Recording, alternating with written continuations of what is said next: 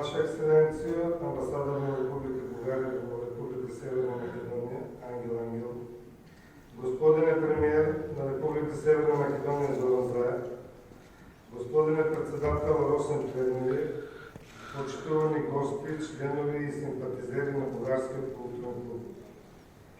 Ги поздравявам господин от Бучковски, господин от Бошковски, които са наши драги гости и приятели. Добродойдохте на 11 годишнината от създаването на клуба. Като изградени личности, навлезени в историческата тема на революционерната организация и тенденцията за независна държава, ослободена от стегите на сръбското ултимативно владеяние, специално с Македония, не натера при напливът на новото време, кое само по себе трябваше да донесе демократия и реален плурализъм, да влеземе в структурите на партиите, кои да не има нишка за свързуване с историческото въмър.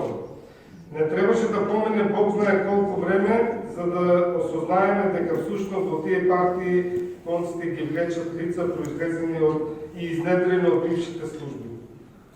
Очекувахме исторически континуитет с идеалите на организацията, а добихме контролирана демократия и недефиниран плурализъм, в кой се меша левото в десното и обратното. Като активни дейци, кои се сметат за наследници на единствената историческата организация, именно ВМРО, не натера още тогаш да бараме начини како да я доближиме историческата реалност до обичния човек. И нормално, кога контролът и елаборацията на експоненти на другите интереси, в случая сръбските, знаехме дека реализацията на историческата вистина е изключително тежка. В ситуация на строго контролирани медиуми едва ли можеше нещо по-конкретно да се случи. Политичарите от нашия ков, кои успея по някакъв начин да дойдат на позиция, много бързо после това беа, условно кажено, ликвидирани от истите тия позиции. И това продължуваше събодено. За якната антибулгарска риторика по сите медиуми, говор на омраза, на цел глас, нито един явно деклариран българин в обществото беше причината да се размислува за ясно определена българска организация, която се залага за промоция на българската култура, вистината за историята и рушене на имагинарно железен зид помежду Македония и България. И не само помежду них. Го формирахме Българския културен клуб Скопие, за да биде мост, преко кој ќе помине вистината за Македонија. Го формирахме како невладена организација затоа што сме уверени дека партиите не треба да се на етничка основа, а треба да се граѓански и да се разликуваат по идеолошката матрица за решаване на проблемите. А невладените организации се тие што треба да ги инициираат проблемите на обезправените, маргинализираните или репресираните. От самиот старт дадохме пример како може да се престукнат десетина години от идното време. Именно първият документ, со кој Българскиот културен клуб Скопие излезе пред явността како безвременска норма, но и со кој се представи пред политическите ръководства на 24 релевантни земји на светот, се разбере и пред ръководството на Република Македонија, пред председателот на Европската комисия, председателот на Обединените нации, генералниот секретар на НАТО и председавачот на ОПСЕ.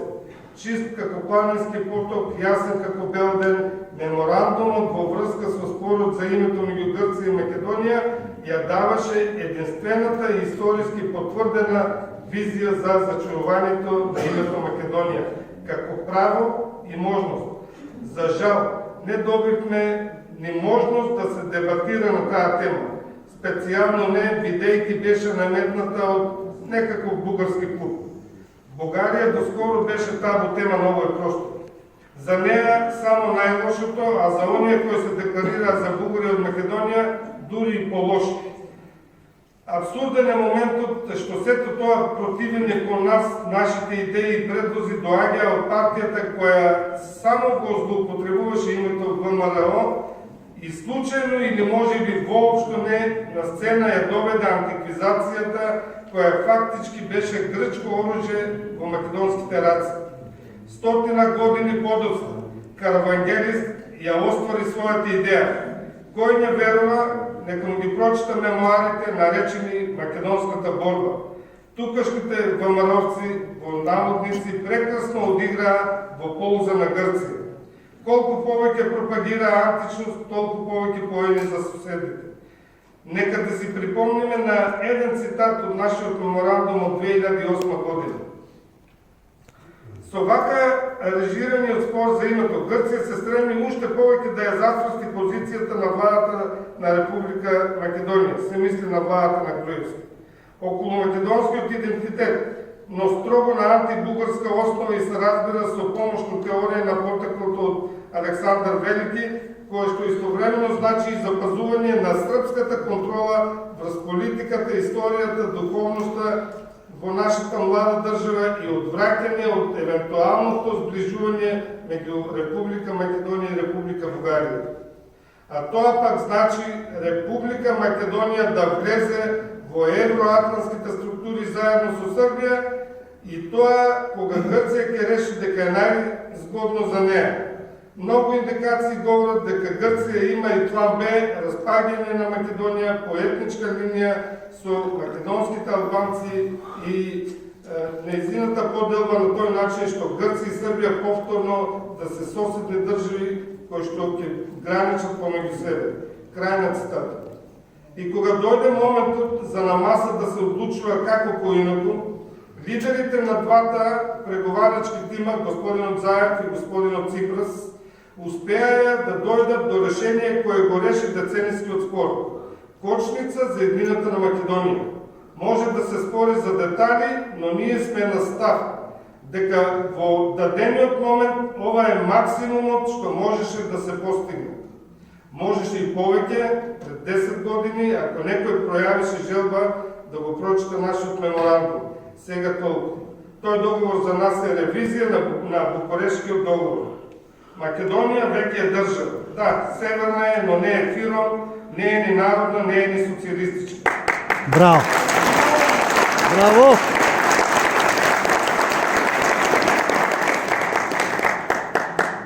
Скорошното влегување во структурите на НАТО само ќе ја потврди државноста, која недобронамерните играчи во полза на север се уште сакат да не ја гоништат. Изјавата на министерот на одбраната на Србија дека албанците ја остваруваат идејата за голема Албанија само го потврдуваат тоа. Тоа е дел од пропагандата што требаше да створи внатрешен конфликт меѓу нас и албанците, а во полза на решавање на нивниот проблем со Северно Косово. Тенденцијата за камби меѓу нас секогаш доаѓаат од надвор, но ние не треба да заборавиме некои историски моменти. Во 2013 година Бугарскиот културен клуб заедно со Сдруженијето на албанци историчари од Македонија ја одбележа 100 годишнината од заедничкото Охридско-Деварско востание против тогашната српска окупација и терор. Научната конференција беше во Струга, со учество на историчари од 4 држави, за жал, без историчари од Македонија кои себе се определуваат за македонци. Иако лично ги покани. Бугарскиот културен клуб одбележа и 100 години од Тиквешкото востание од 1913 година. Исто така против српската окупација во тоа време. Заложбите на Бугарскиот културен клуб беа и се тие две востанија да се изучат во училиштата, така како што историски се случили, без искривување на историјата. Во име на објективната историја, ние констатиравме дека нема разлика меѓу нас декларираните како бугари од Македонија и нашите браќа и сестри кои се чувствуваат за македонци по род. Како да има кога почитуваме исти историски личности, Гоце Делчев, Даме Груев, Григор Парличев, Миладинови и многу други. Меѓу нас требаше да се Рајна Дрангова, внука на маркантниот војсководец полковник Борис Дрангов, внуката на големиот природбеник Кузме Шапкарев, Елисавета Шапкарева, а тука требаше да биде и Миша Развигоров, внук на големия войвода от Щип, Миша Развигоров. Вероятно има ли някакъв проблем по пато. Тук сме, наши сме, сите нас, без разлика кой како се декларира во моментот, бугарин или македонец, точно заради това наше чувство дека немаме национални, а схоластички разлики со нашите сограѓани кои се чувствуваат како македонци, ние немаме барани да влеземе во устав. Браќа и сестри, слушаме и иста музика, имаме иста култура и јазикот ни е ист. Бараме демократски простор, маса за да седнеме и да ги разглобиме сите детали сами и ќе видиме колко лесно ќе се разбереме. Принципиално слушам всекаква квалитетна музика.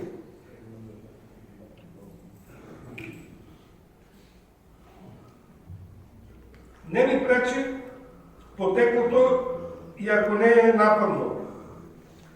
Верувам дека треба најчесто да ја слушаме и да се веселиме на домашната музика. Во таа насока сметам дека не е нормално во сите угостителски обекти максимално да е присутна музиката на нашиот северен сосед, а пък продукцията на модерната българска музика да е потполно непозната за нас. Патриотизъм е да си я сакаш земята, каква што е, одредена от стремежите на нашите преродбеници и революционери, а не от пропаганда. А ние я сакаме Македония. Во сърце я носиме, но не декларативно, ами вистински. Много често по говори сум изтакнал дека ние декларираните бугари от Македония во сърце я носиме неизината државност от почеток на плурализмот до денес. Затоа што сме државотворни и излеговме на големиот митинг на опозицијата на 17 мај 2015 година со клубските знамења, со бугарското знаме, за да покажеме дека сме тука и да кажеме дека не ни е седно што се случува со нашата Македонија. Браво.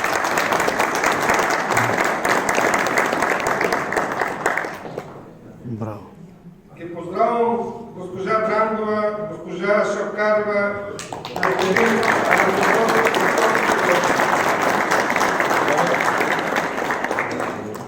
без да условуваме, без нещо специално да бараме, освен оно, що беше ветено, а еве сега веќе се оскладува, ние декларираните бугари да сме реален и опитлив дел от македонското общество, затоа што е ова наша држава и ја сакаме повеќе од себе. Сакаме да се запази и да обстои. Само на тој начин сите ние ќе обстоиме. Решението на проблемот со Грција ќе донесе внатрешен меѓунационален мир. Воспротивно тензиите ќе растеа и некој во Белград ќе кроеше планови за влез на Македонија во српското сценарио за поделба на Косово. Такви игри не ни се потребни. Трябва да гледаме напред. Да ја интензивираме реализацијата на коридор 8 по било која цена. Магистрална трансферзала од Бургас до Драч во Албанија, брза железничка връзка Софија-Скопје-Тирана со крајни дестинации на Црното море и Адриатика. Бугарскиот културен клуб делува и во таа насока и ќе делуваме се додека тоа не се оствари. Сакам да го потенцирам и моментот со решаването на прашањето на Македонската православна црква. Бугарскиот културен клуб учествуваше и ќе учествува во сите процеси за сближување на Македонската православна црква со Бугарската православна црква. Нема начин ни причини, ни канони, ни догми може да го спречат приближувањето на двете цркви. Нека седнат на маса, нека се затворат во една просторија од која ќе излезат со заедничко решение за заедничкиот ни корен. Црквите се само две гранки од истиот тој корен и решение мора да има. За накрај, сакам јавно да се заблагодарам на премиерот Заев за две работи. Првата, затоа што на два пати ни ја отстапи салата за состаноци на Советот на општина Струмица, за да организираме една научна конференција и на промоција на реиздадена од БККС книга. Темите и денес се табу во Македонија, а салата до тогаш не била ослободена за користење на никој, освен на Советот. И тоа е по времето на диктатурата, која ние како организација ја усетихме врз нашиот грб.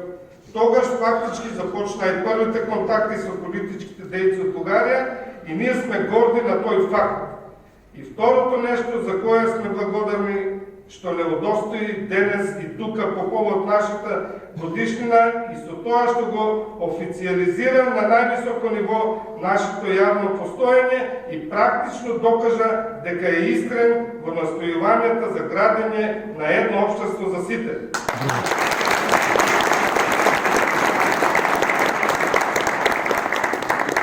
Точно затоа и нашиот слоган на оваа годишнина е "Заедно сме посилни". Заедно сите граѓани на Република Северна Македонија, независно од нивната етничка припадност, но заедно и со нашите сојузници во Европската Унија и НАТО.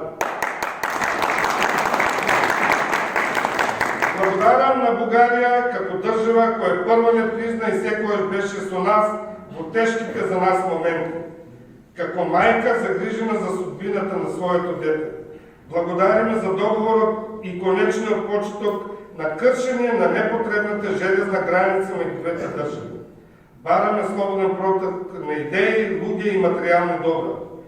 Специјално благодарам на големиот хуманист и неуморен родолюбец, председател на Фондацијата Българска памет, доктор Милен Врабевски, кој не е тука со нас, но кој овозможи да се вклучува. И сосема на крај, Бугарскиот културен клуб очекува од владата на Република Северна Македонија и од идниот председател на државата расчистување на службите кои со години одработуваа за Белград. Доста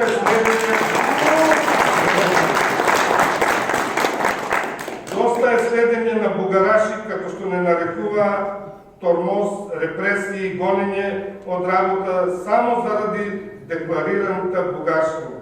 Но не само заради тоа. Тоа е еден од условите за влегување во НАТО. Итно треба да се побарат досиета од бившите југословенски служби.